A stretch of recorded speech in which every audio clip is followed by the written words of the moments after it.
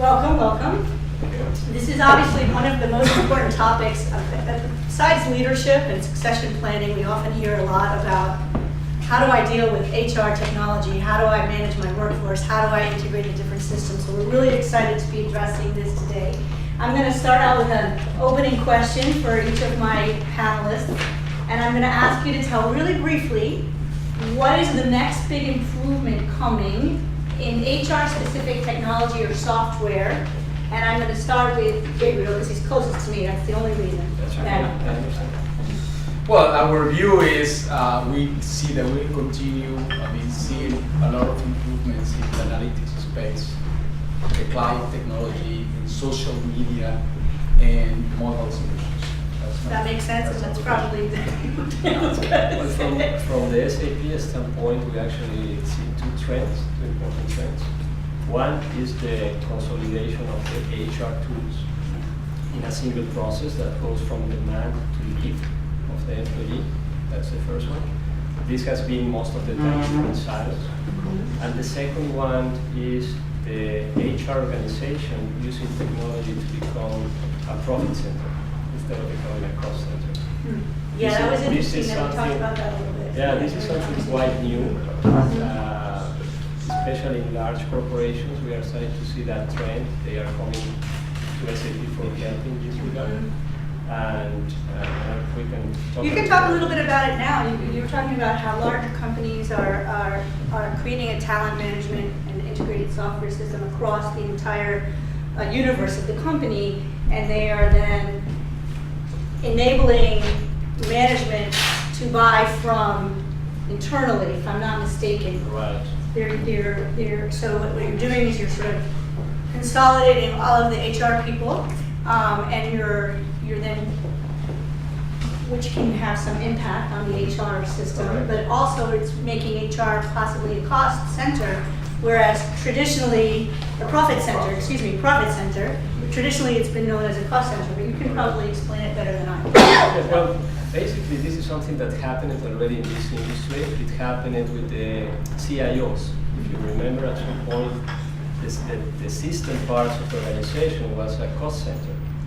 And then they started to gain power, and this was something that happened in the 90s, because they started to offer services to other companies in the same group, especially for a large group of companies. So at some point, they were actually selling these services to the rest of the group. And in some cases, in very large companies, they actually created a technology arm that is in charge to do that, which is it became a separate company at some point in time. So the IT business already went through that, thanks to the technology. And now we're getting to a point in which it's easy for the HR people to actually start to gain traction with solutions without the system departments being involved, which is quite a liberation, I would say, based on what I heard from chief talent officers everywhere, right? So I don't need the system guys anymore. Well, not really, right? Because the technology is evolving in a way that you don't need somebody to program everything that you need, right? So when this happens, when this liberation is starting to happen now, and the HR people are starting to gain control in terms of these technologies, they can start to offer this service to other companies in the same group to start with, just like happened in the 90s with the system people.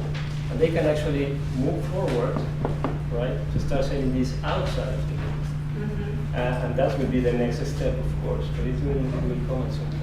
And that's probably for really large companies that are a lot more advanced. So I think we're a group of companies that are multinational and are very advanced, but sometimes it takes, you got to walk before you can run. Gabriel, can you tell us a little bit about some of the stuff what is your software doing, and how is it helping, for example, the HR community that's here? Yeah, continuing with the concept that Daniel already explained about how HR could be a profit center and using more technology as a medium and not necessarily depending on their own resources internally. That's why I say cloud computing, because cloud can offer that service to the HR guys. Say, guys, you have all this technology that can enable and you can aggregate value to your own organizations. So in that matter, Kronos, what we're doing today today is very focused in the HR space, trying to find the way how we can aggregate value to the organizations. And in my opinion, today HR has a wonderful opportunity to go to the next level of the business. Because today, with the huge competition that we are living all around the world, all the companies will identify what are the gaps that these positions have today comparing with other industries similar to PepsiCo. And so we identify if they need training, if they need tools, or if they need to replace the people. So we make this business analysis, and once that we define that business analysis, we define productivity targets. And then our tools, they are doing is to really tracking what is the productivity of this person, what kind of certification they have. And then what we say about the scheduling is that we look for optimize the people, align it to the production. And in this case, we create the schedules. And then we allow the employees to say, yes, I want to work from this time to this time, or I want to work overtime the next weekend. Because in the past, all these schedules were assigned, no making any question to the employee. So now having the employee say, yes, I want to work from this time to this time, you allow the people to feel more comfortable with the schedules. So this is just an example in manufacturing. Mm-hmm. But if you go to the retail, there are all the kind of conditions. If we go to the airspace, there are all the kind of conditions. So the solutions that we have are so flexible and very industrial. So we go by verticals. We understand each of the verticals, and we accommodate all these kind of solutions according with the industry. So saying that, at the end of the day, just in 1 year, PepsiCo Foods in one plant with 1,000 persons, they reduce the cost level $1.5 million. And that doesn't mean that they fire people. That doesn't mean that they are not paying overtime. What they mean is that we manage the workforce more effectively, more intelligent, having the full visibility of what's going on. That's what I say, analytics are important key, because you cannot metric or you cannot measure if you don't have visibility of that. So in the analytics space is what we give to the top executives the full visibility, how they want to governance their labor force, what they want to do, how much overtime they want to pay, what kind of people they want to have on the floor or on the lines of production. So this visibility is designed by the top execs, and then our solution allows to enable this at the, let's say, at the line of production. That is something happening today that the top execs say, this is my vision, I want to go in this direction, but the reality is that the people is executing in another direction. So that's the kind of things that we are doing in the church. So it's a very good example, and we have a bunch of examples in terms of let's say, laws and regulations. Volkswagen in Mexico is another great example. They have more than 10 years without any strike, right? Strike. Without any strike. They used to have each year a very tough negotiations with the unions. And why would this kind of happen? Because the union get to the table to negotiate with Volkswagen, say, hey, I have a bunch of complaints of all my employees. You are not offering all the benefits that you and I discussed 1 or 2, 3 years ago. And the reality is that Volkswagen cannot discuss that because they didn't know if that is true or not. Well, 10 years ago, we implemented Kronos. We gave full visibility to the both sides, to the union and to Volkswagen.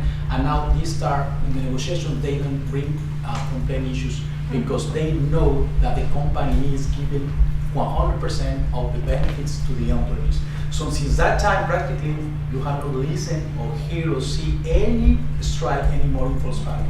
Just to give you an idea, 1 minute for Volkswagen costs $25,000. If they stop, the line of production costs $25,000 for just 1 minute.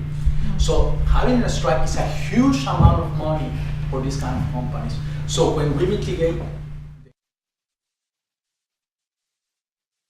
the union, let's say, negotiations, so that brings to the company another kind of vision of how to manage people. So that's just an example of how we are, let's say, attacking and providing value through HR, because in my opinion, all this kind of stuff has to be with HR.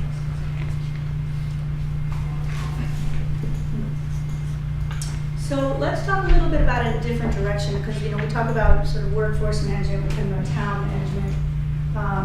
In terms of technology and HR, are you implementing social media? Do you have social media internally to help your people communicate with each other?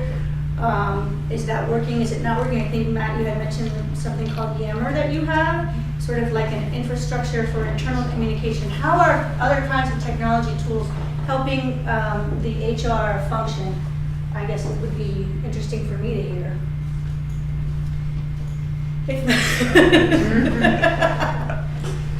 Let me ask you as audience, how many of you feel that you really have an integrated solution that is covering HR has one process? There's a lot of things there. Kind of what I was asking before, yeah. It would be a public panel when we do it. Okay, so we don't have any company here, not even if you develop, no one of them, no one of you actually cover all the different sides of the HR process. Not even with your own solution. We had another HR session maybe a year or so ago with Ken Finneran from Hellman talking about the process you guys are going through. And I think his goal was to get from 8 different software applications to 4 or something like that. And then part of that is how do you talk to each other? No. You're still with 8 different pieces. Well, we're still in And that how do you actually get some analysis out of that? People crafting the information, how do you? Yeah, it's all it's manual processing. It's a matter of us. It's manual processing right now, and it's really the challenge is, building that business case in order to really find, for the business saying, look, this is valuable. This is gonna bring value to the organization, And you already have those reports, let's say, right? So if I ask you, for example, how much it costs to get a new person on board today in your company? But it's 2 times the annual salary that is right now. So you have that already calculated? Yes. Good. Mhm. Okay. Yeah. Well, that's And right a now- good answer. I mean, you did that in very large companies. I do the same question, and people start to look to the other one. You know that, right? But you were doing something related to that 6 Yeah. months ago, and you have to have a Yeah, no, have an and answer. I mean, I think with the HR system right now, because it can cause a lot of time for me to really explain it to you. So right now, we're trying to leverage a lot our HRIS system here in the US, which is ADP, and we're trying to leverage and find more, the HRB side and the payroll side and open more doors, and open performance management and open, some of the succession planning but being very creative, really, Right. because it's not really built for a lot of what we have right now. The platform is not really built for that, but we're trying to say, well, look, we found that now we can actually house performance appraisals in there. Now we're going to be able to move from a manual process of having the manager sit down with an employee, for instance, and fill out a paper. Now maybe they're going to be able to do that, and now we're going to be able to scan it to the system and then provide that information to them next year so that they can see it on their reports for their departments. Right. But that's not really, I don't think that's gonna be. That's at the very beginning of the process still, yeah. Is that a yeah. metric you know too? Is that No, how I much it haven't costs? seen that. But normally there is a hard number. There is for example, for these particular roles, it cost me $25 to get something, or 100 if it's a VP or whatever. But I haven't seen. I mean, it's a good metric. But is that just domestic, or is that in any country? Because that's another thing, it varies country by country depending Yeah, on the salary. it'll vary country by country, and it'll also vary in the position also, Mhm. because that's your average. I mean, you're really saying an average, Right. because you can't really get into, at different levels. Yes. Well, I mean, from the different solutions that I know in the marketplace, probably SuccessFactors is the most well-known across Yeah. Latin America. However, when I see the adoption rate, I see it's very low. I mean, like if I talk with 100 clients, only a handful will have a SuccessFactor, and the same with other solutions. Yes. So I was wondering, what's your experience when you discuss with the different organizations, like the ones that we have here, what prevent them from implementing those solutions? You want the diplomatic answer? Or the diplomatic answer is that. Those are video. Yeah, I was gonna say, the reporters left the room, but the video Can you cameras shut still down on. the camera? Basically, the official answer is that companies are getting into the cloud. So we have an HR suite, by the way. it's on premise. It means that you need to have a server and a bunch of people managing these, IT experts, database experts, whatever. And then we have this cloud solution that we bought some years ago that we are pushing. Which one do you think is more profitable? Which one is more prevalent? Which one's more Profitable. profitable? Which one's more profitable, the cloud-based or the server in the backroom based? The old one. The old one. Of course. Because I go there, I mean, I'm going to say I'm not going to invent a number, right? But I go to your company and make an analysis and I say, okay, this is going to cost you $500,000.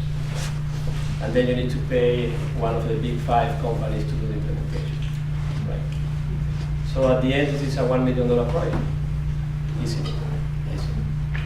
On the other side, if I go to SuccessFactors, right, then this might be a $40,000 project, maybe 100K. So from a business standpoint, I'm doing this transfer as a company. I mean, our strategy is to do this movement into the cloud and into making this HR group self-sufficient slowly, right?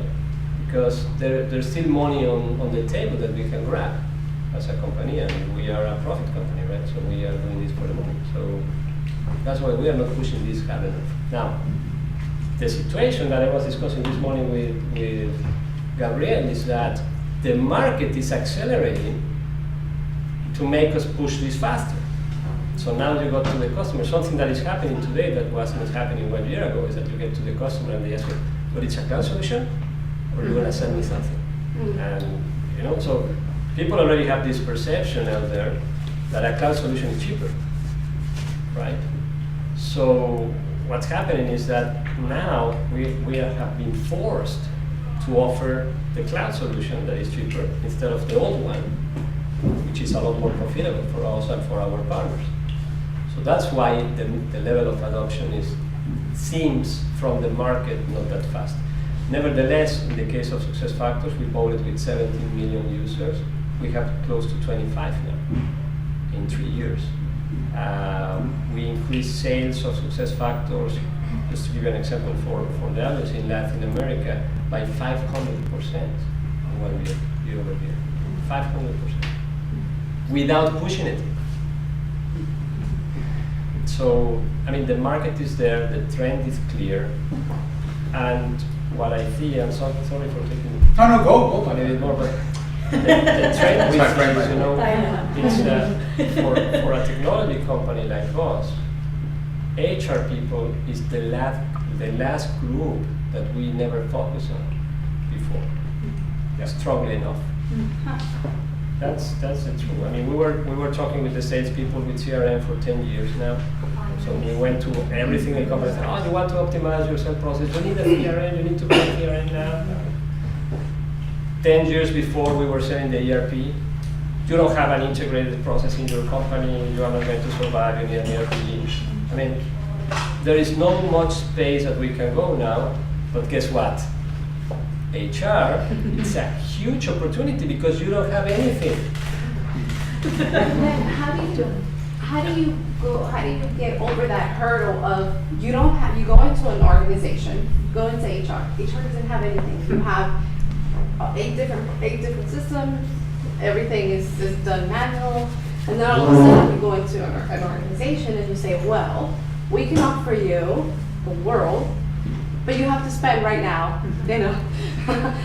X amount of money. And how do you then get behind? How do you cross that hurdle and say, let's start in processes, let's start in phases, and so that you don't have that sticker shock, you don't have, and you can start crossing. I don't know, in smaller bites. Yeah. I don't know. Because I've seen a lot of these organizations such as SuccessFactor and everything where you want to, in HR, you're like, yes, bring it on, bring it, we want to use it. But then how do you really justify that right away? Well, let's see what Gabriel, because I know Gabriel has been doing this kind of analysis for a long time. What we are doing is to make, let's say, a business analysis and provide the tools in terms of return on investment. So, in my opinion, HR in some companies has evolved to be really let's say, a strategic area. in other cases, not necessarily. So I do believe that as soon as you can, you say, I mean, HR at the end of the day has to be strategic because we're talking about people, which is the most important asset in any company. Everybody knows that, but at the end today, I believe that HR has played the role, to be strategic. Talk about my tactics, about the payroll, the check, leaving, vacation, this kind of stuff, which is part of, but has to be more strategic. So, in my opinion, that's what I discussed at the beginning, how you can provide value to the company, how you can go to the P&L topics, EBITDA, costs, revenue. So, in my opinion, today, what these kind of companies like ACP or Kronos, we are focused on that matter. We know we have a huge opportunity in the HR piece. We know that we have to enable you to be more strategic. And at the end, we are touching the points of the P&L. So in our case, what we do typically is to make a business assessment and prove the company that has a lot of value. They have a lot of cost opportunity reductions that they can do, as I explained with PepsiCo Foods. I mean, they pay 30% of what they get back just in 1 year. So they pay me $400,000 and in 1 year, $1.5 million of return. And since that time, I mean, they are saving money, a lot of money. And just because they didn't manage properly the workforce. So that's, in my opinion, it's a huge opportunity for HR departments, where HR say, hey, these guys are doing very strategic, they're going to the P&L, so let's contact these guys because at the end we are adding value to the company. That's May it. I add? It also, we just started this year with success factors coming from a internal tool that was developed by our IT team. But we had SAP in our finance areas for a long time.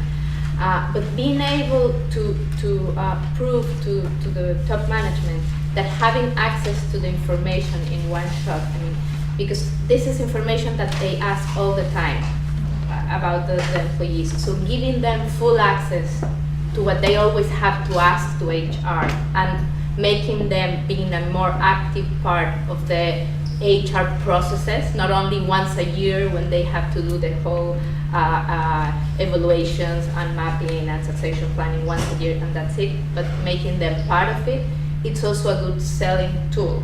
Besides all the savings, because there are a lot of savings involved and it makes you more efficient. So it also brings HR to the same level of the other areas of the organization, because finance has their system since many years, and they have the top of the line systems. Why? Because it's a critical area. So HR is as well. So this brings you to the same level of quality of the information. Going in that conversation, David, the analytics piece, that maybe is maybe a technical topic or term, but analytics is giving the visibility, reports, all this kind of stuff, giving a dashboard with the principal KPIs that the top execs are waiting for. But on top of that, the most important of the next, let's say, generation of analytics is how I can create potential future scenarios, or I can move, in this case, my people in this way, and to look for let's say, how can I be more productivity? How can I perform better? How can I satisfy or delight my customers? So these kind of questions that the top execs are always thinking of, how can I increase my customer loyalty? So this kind of stuff is, a lot of things is in the people. I have a very good example with a director of one company, the home improvement in Peru.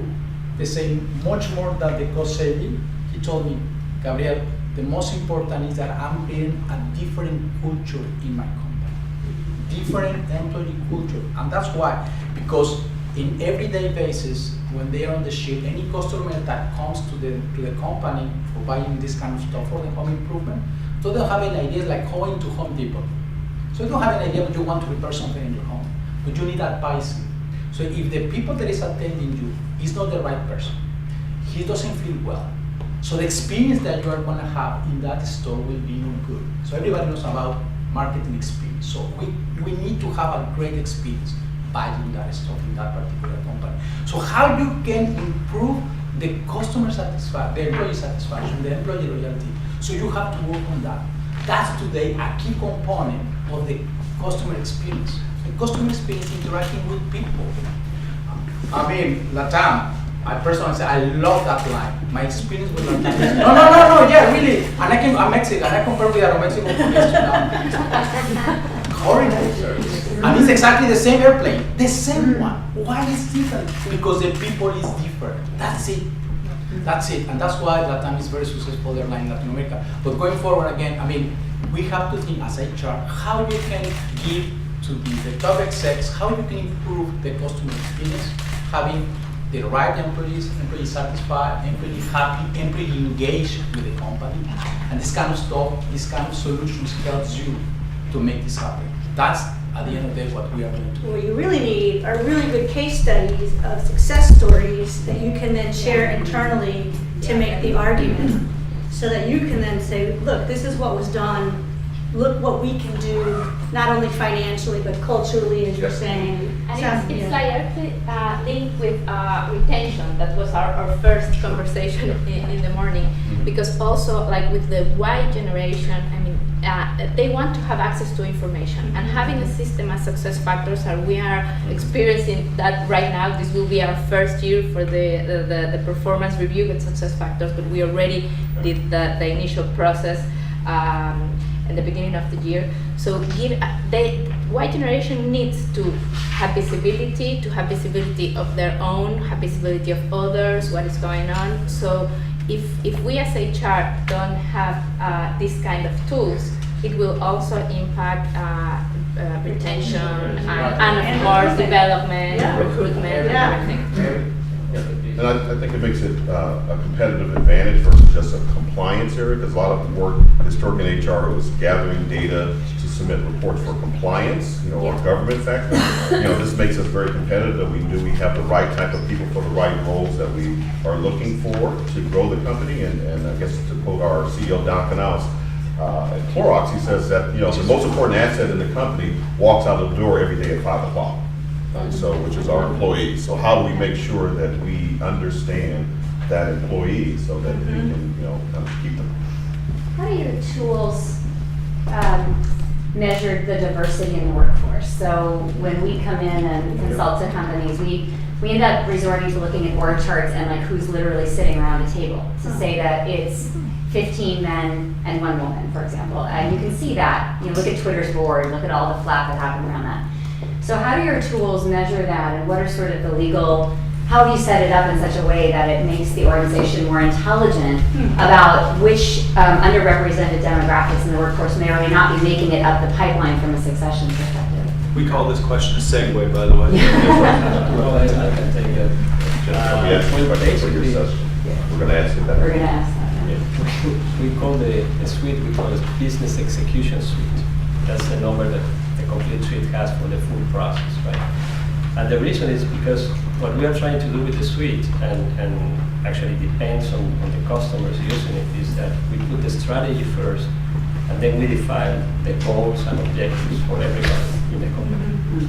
And this is linked to the pay, of course, right? So this is going to be linked to the rewards or the variable and fixed part of the salary. Now, if you want to create some diversity, then you need to put that as a goal to someone in there, right? So at the moment that it's in there, even if this is coming from a strategy from the board, like in most companies in the case of diversity, at the moment you are landing this to a hard objective to someone, this is likely to happen. At least you're going to be able to measure it, right? You may not be happy with the number. Exactly. Just yet. Somebody might get fired, or they might be guilty, or a scapegoat, or whatever. But the tool allows you to do that, right? Now, like in any technology, trash in, trash out, right? So if you don't have a nice strategy, and I have seen this, unfortunately, if you don't have a clear strategy, then how are you going to create goals for it, right? So sometimes you go, especially in the market, you go to companies and say, what is your strategy? Sell more. We want to sell more. Well, it sounds like a nice goal. If that's your strategy, help us to sell more. Or help us to get into Brazil market. Yeah, we can, right? Maybe Carlos can. We can. So I think the tool creates that visibility in terms of what is a strategy and how this is landed to the goals for every single manager and then to every single person below that. in the company. And the moment you can track that, you can start to give visibility not only to diversity, but to whatever you want, right? If that is part of the strategy of the company, which is the key point here, right? I was very surprised. I got into this 2 years ago. I was one of the SAP people injected into SuccessFactors just to make sure that the merger will work, right? So we work in there, but we are not really HR people, like most of the people in SuccessFactors. Right? So we are just trying to bring them to the SAP culture. That's our role in terms of sales and everything. But I was very surprised. I mean, I have been doing that role for quite a few years now. But this is the first time that I was really surprised with the quality of the tool, right? Because when I saw this for the first time, I was saying, we don't have that in SAP. Nobody's measuring me for this. I mean, so this is an amazing tool, right? So for example, some of the things that I was surprised is that you can actually identify a manager in the org chart, right? You can see how this manager is doing in terms of his hair or his own goals, right? And then you can actually compare these managers to the others, and you can also compare the salary. So you can identify people that is not delivering a very good job but is making more money. And you can see this on one screen, right? So this creates some level of transparency and visibility that will definitely improve the organization. It might be dangerous for some people, of course, right? But you know, at the end, this is what empowers your areas, because you have not been able, from my very humble point of view, to deliver this kind of information. Like if I ask if this specific manager is really deserving the amount of money that he's making, well, probably I'm gonna get, if this person is in sales, I'm gonna get an answer, so I'm like, well, he's an overachiever in sales. Yeah, but maybe nobody likes him, he's lying to the customer. You know? So how do you know that? Well, we can now identify at least the major aspects of that. And when you have that information, when you become the owners of that information as HR, and you don't depend on someone else creating the report for you, you know, because normally here is where all the politics start to play, right? Like suddenly, if the IT department is not good enough, but this is the one doing the report for you, no, there's not going to be much transparency in this relationship. So at the moment you are the owner of this information, and you can actually slice and dice this information at your own sake, then this becomes a real power for HR and for the whole organization, as was mentioned before. And it's kind of ironic because you would never see that, you know, if I asked a company about, well, what's selling, they would know immediately what's selling, where it's selling, how it's selling, what the market is, all that information would be segmented, but yet that insight and that analysis is not necessarily there. I have a global responsibility, so I'm not going to tell you which country this happened, right? Because it's going to be wrong for that country. But I went to one of the countries that is the most successful ones in terms of growth year over year in SAP service software, right? And then I was there, and by accident, I was meeting with an auditor from SAP coming from Germany in this office. And I said, oh, you know, I mean, everyone respects these guys, you know, they dress in black tie, you know, 50-something, bad mood, blah, blah, blah. So, my first line was, I'm not part of the subsidiary, okay? So I don't know what you're doing here, but I'm not part of it. And then we started talking, he said, well, I'm here because, you know, this is a subsidiary with the highest rotation in salespeople. Look how interesting this is. So this was the fastest growing subsidiary, one of the top 5 fastest growing subsidiaries in the world, but also was the one with the highest churn in terms of salespeople. So at the end, when you make the P&L analysis of this, it's not that very good, right? Because training an SAP sales guy might take you from 6 months to a year to create their initial sales, right?